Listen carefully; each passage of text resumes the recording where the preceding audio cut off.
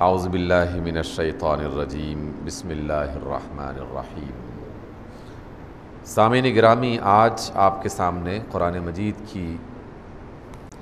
کچھ ایسی آیات پیش کرنے کی سعادت حاصل کریں گے جس میں اللہ رب العزت نے کچھ کام کرنے اور کچھ کام نہ کرنے کے بارے میں تعلیم دی ہے۔ ویسے تو پورا کا پورا قرآن ہی اللہ کی باتیں ہیں، لیکن کچھ مقامات ایسے ہیں جس میں خصوصی توجہ کی ضرورت ہے، اور انہی خصوصی توجہ والی باتوں کو اللہ رب العزت مزید واضح کرنے کے لیے باقی سارے قصے، واقعات، کہانیاں اور اپنی پکڑ کسی قوم کے حوالے سے، کسی قوم پر مہربانی، کسی فرد کے لیے عذاب، کسی فرد کو جزا، یہ سارے جتنے بھی قرآن مجید میں قصص ہیں، قصے ہیں، ان کا تعلق انہی باتوں کے آس پاس ہے اور انہی سے متعلق ہیں یہ سب باتیں۔ تو میں نے سمجھا کہ ہم ان باتوں کو ایک دفعہ پھر دہرا لیں۔ اگر یہ پہلے جان بھی چکے ہیں تو دوبارہ دہرانے میں اور یاد کرنے میں کوئی حرج نہیں ہے۔ آغاز کرتے ہیں اللہ رب العزت کے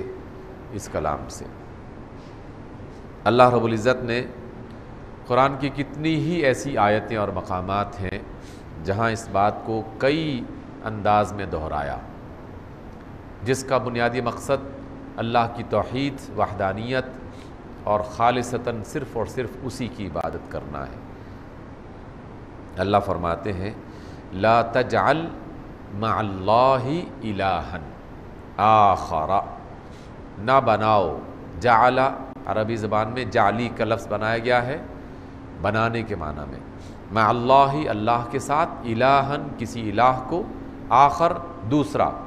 کوئی بھی دوسرا الہ اللہ کے ساتھ نہیں ہونا چاہیے۔ فتقعد مذموما، کہیں ایسا نہ ہو کہ تم نے کسی اور کو اللہ کے ساتھ الہ بنا لیا اور انجام جب دیکھا قیامت کے روز جہنم کی صورت میں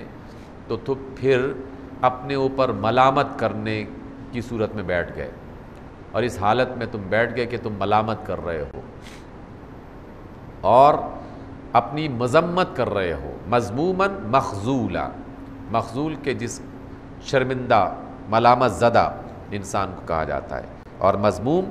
جو آدمی اپنی مذمت خود کرنا شروع کر دے اور اپنی تنقید خود کرنا شروع کر دے اور کہے کہ ہائے مجھ سے بہت برا ہو گیا، میں نے یہ کیا کیا اور میں کیا کر بیٹھا۔ تو حضرات، اس بات کو ہم نے بطور خاص اپنے ذہن میں رکھنا ہے۔ یہاں ایک دو باتوں کا اعادہ یا اس کی دہرائی کرنا چاہتا ہوں، وہ یہ کہ ہمارے ہاں یہ بات تو بالکل واضح ہے کہ ہم سب اللہ کی عبادت کرتے ہیں، لیکن جب بھی کوئی دعا کی جائے، کچھ طلب کیا جائے، اس میں بھی اس بات کی احتیاط کی جائے کہ ہماری طلب کا مرکز اور محور اللہ تعالیٰ کی ذات ہی ہونی چاہیے۔ ہم صرف اور صرف اسی سے مانگیں۔ البتہ اس سے مانگنے کے لیے طریقے ہزاروں قسم کے ہیں، اور ان میں بعض ایسے وسیلے بھی ہیں جو جائز ہیں، جن کو اختیار کرنا اللہ اور اس کے رسول صلی اللہ علیہ وسلم نے باقاعدہ اس کی اجازت دی ہے۔ جن وسیلوں میں اللہ رب العزت نے انسان کے اپنے نیک اعمال رکھا ہے، ان کو رکھا ہے کہ جو آدمی بھی نیکی کرتا ہے اس کی نیکی اس کی دعا کی قبولیت کا ذریعہ بنتی ہے۔ قرآن مجید میں بھی اس بات کا ذکر کیا گیا ہے کہ تم اچھی بات کہو اور پھر اس اچھی بات کو اللہ تعالیٰ کی طرف پہنچانے کے لیے نیک عمل کرو، کیونکہ نیک عمل اچھی بات کو عرش کی طرف لے جاتا ہے۔ گویا انسان جب بھی اللہ سے بات کرنا چاہتا ہے، کوئی دعا کرتا ہے، کسی چیز کی طلب کرتا ہے، اگر اس کے ساتھ وہ کوئی نیکی کر رہا ہے تو یہ نیکی اس کے لیے ایک وسیلہ بن جاتی ہے۔ یہی سبب ہے کہ آقا رحمت علیہ الصلاۃ والسلام نے ہمیں صدقے کی تعلیم دی اور فرمایا کہ صدقہ جو ہے یہ دعاؤں کی قبولیت کا ذریعہ بنتا ہے۔ اور نبی رحمت علیہ السلام کی حکایات میں آپ نے یہ حکایت یقیناً سن رکھی ہے، جس میں 3 آدمی غار میں جو پھنس جاتے ہیں اور اس پر ایک بڑی چٹان آ کے رک جاتی ہے، تو وہ تینوں آدمی اپنی اپنی زندگی کے اچھے واقعات جس میں انہوں نے کوئی اچھا کام کیا ہوتا ہے اس کا ذکر کرتے ہیں،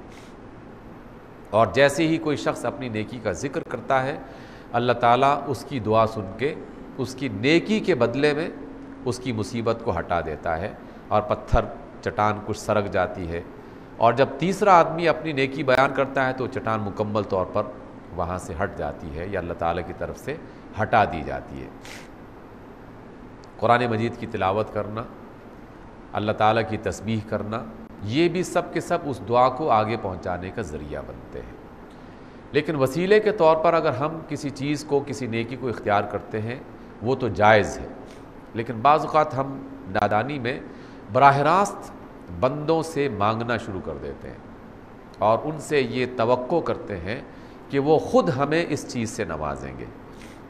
وہ خود ہمیں اس چیز سے نوازیں گے۔ اس میں بعض بزرگ بھی شامل ہیں، بعض اولیاء بھی شامل ہیں، بعض نیک لوگ بھی شامل ہیں، اور بعض دنیا دار قسم کے لوگ بھی شامل ہیں۔ جس طرح ہم اپنی زندگی میں کسی بندے سے کوئی چیز مانگ لیتے ہیں، اسی طریقے سے ہم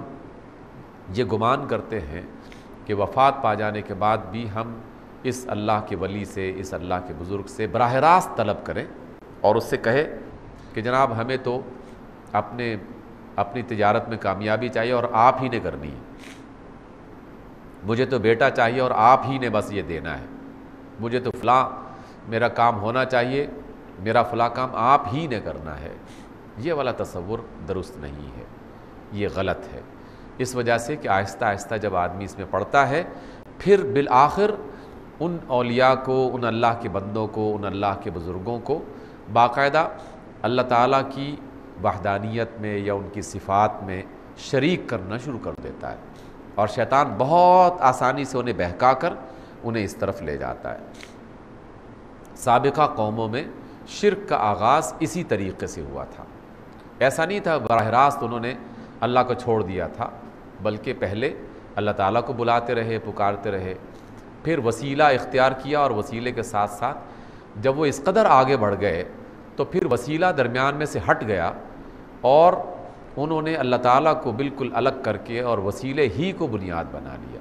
اور کہا کہ جناب ہمیں تو بس آپ ہی سے چاہیے۔ پہلے انبیاء کے بت بنائے اور پھر انہی بتوں سے باقاعدہ مانگنا شروع کر دیا اور کہا کہ بس اب آپ ہی دینے والے ہیں۔ اس وجہ سے اللہ نے کئی مقامات پر اس بات کا ذکر کیا کہ لا تجعل مع اللہ الہا آخر، اللہ کے ساتھ کسی اور کو الہ مت بناؤ، کہیں ایسا نہ ہو کہ تم اس کی پاداش میں قیامت کے روز اپنے اوپر مذمت کرتے ہوئے، ملامت کرتے ہوئے، رسوائی کی حالت میں وہاں بیٹھو اور تمہارا پھر کوئی مددگار وہاں پہ نہ ہو۔ حضرات یہاں ایک تھوڑی سی بشارت بھی میں آپ کو دینا چاہتا ہوں جس کی طرف رسول اللہ صلی اللہ علیہ وسلم نے اشارہ فرمایا تھا۔ ایک حدیث ہے، صحیح احادیث میں اس کا شمار ہوتا ہے۔ آپ علیہ السلام ایک دفعہ منبر پر چڑھے خلاف معمول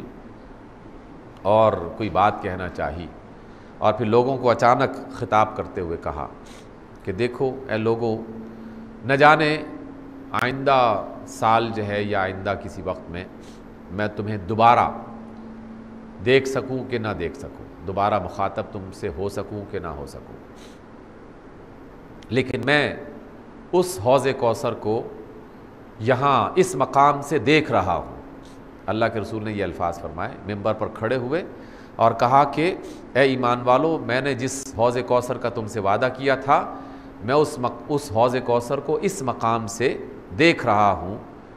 اور پھر فرمایا کہ لوگو جان لو